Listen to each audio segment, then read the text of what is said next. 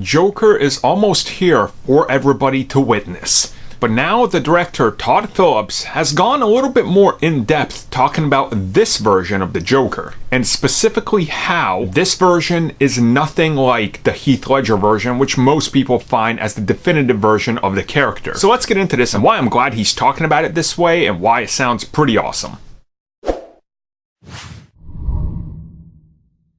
And as always, before we get into the video, if you guys would like more content, we do offer memberships here with a few perks like podcasts, discussions, and early videos. That's in the join button down below. So first and foremost, no disrespect to Heath Ledger, I think he did a great job with the script and the film he was given. Certainly not my favorite Joker, that's still Mark Hamill. Obviously, I love the cartoon version, I love the Arkham version, but for live action, I'm not gonna argue that Heath Ledger is probably the best we've had so far. I mean, some people will argue the Gotham version, or Leto, get out. But Heath Ledger, that's definitely the one, right? So Heath Ledger's Joker, if you look at him, he was all about anarchy, and the way his character was built was not exactly how he was displayed in the comics on the panels, or even Mark Hamill's version, or anything else really. Now Todd Phillips says that his version, played by Joaquin Phoenix, they essentially did not want to do anything like that. They have a completely different Joker here, one that's a lot more grounded, one that's a departure from anything we've seen in the comics,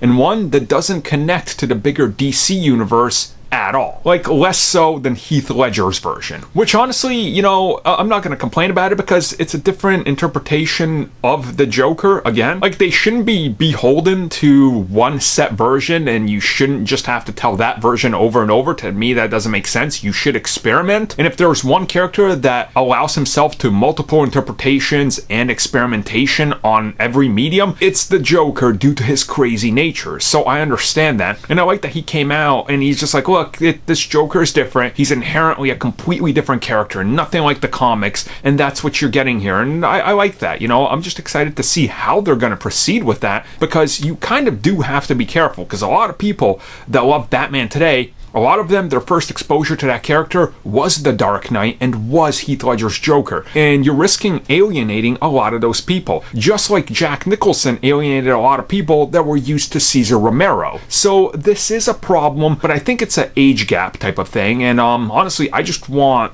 a great film. Like, yeah, you can change some elements, and I used to kind of be against some changes, but I've grown to just kind of accept it and be excited for all versions just to see what they have to offer. So in the end, I'm really psyched.